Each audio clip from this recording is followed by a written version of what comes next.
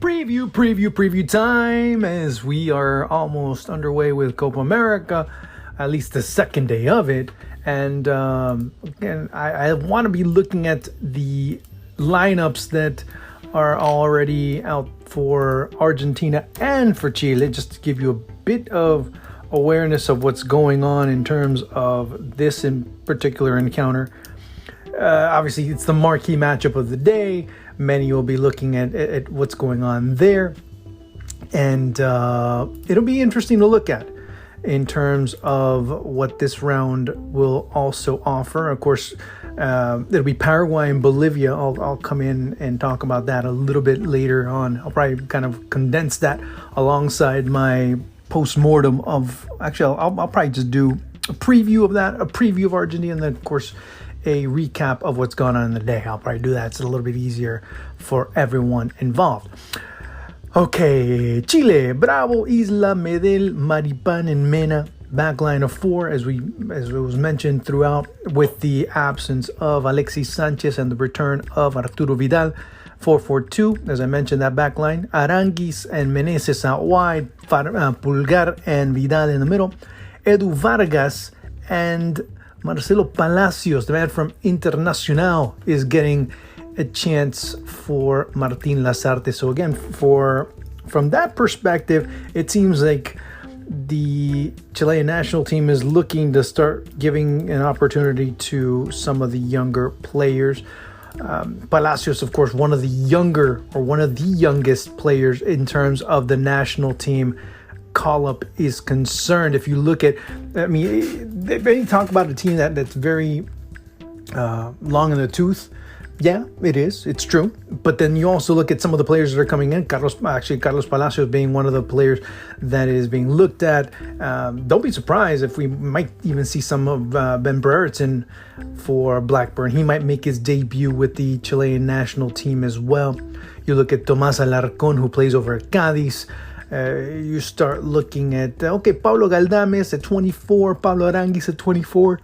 Francisco Sierra Alta, I thought he would get a chance, but at 24, he's slowly also becoming a role player for this Chilean side. So you have a lot of young players coming in. Now, the big question is, will they be good enough to replace some of these, references of this great generation of Chilean football? That'll be the big question. We'll have to see. That, again, only time will tell. I mean, overall, I like it. You have Mena bombing down the left. You have Isla doing the same thing. Aranguis will be the one that controls a bit in the middle, I guess you could say. And Pulgar also going forward. Vidal doing what Vidal does. I like Jan Meneses. Jan Meneses is one of the players, if you haven't seen him play in Mexico, he's a very exciting player down that left side. I really look forward to seeing him, as the León man has really been one of the standouts in Mexican football the past couple of years. I really look forward to seeing him. In terms of Palacios, I have to see. I mean, he hasn't had a lot of opportunities over Internacional, but the few that he's had, it seems like a very interesting prospect. Let's keep it there. Now, let's switch sides. Argentina with Emiliano Martinez, who returns. Now, it's interesting to see how that team played. Remember the match against Colombia, the game was pretty much locked down. I'm not saying it was done and dusted, but it was locked down because Colombia were sending crosses all over the place, and the player that comes out without much problem, it, of course, happens to be Emiliano Martinez. Just with that's the advantage that I see him having over Franco Armani. He comes off his line much better. He's much more solid outside of his line. So from that perspective, I give him the advantage over Franco Armani. Armani's a great shot stopper, but I guess you can say that Martinez isn't so bad himself.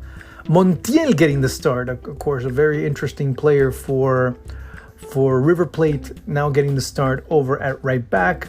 Martinez Cuarta, Otamendi, who's had a lot of question marks, and Nicolas Tagliafico getting the start over at left back. De Paul, Paredes, and Lo Celso. Paredes is the one that I worry about most, because of where at times he can end up being positioned or finding himself out of position. So when he tracks back or has to go back and defend, especially against this Chile side, or if he's pressured in the middle, there's a propensity to create fouls. And with that comes cards. And with that also comes some complications once you do end up getting that card of being conditioned and play going, along the wayside as well.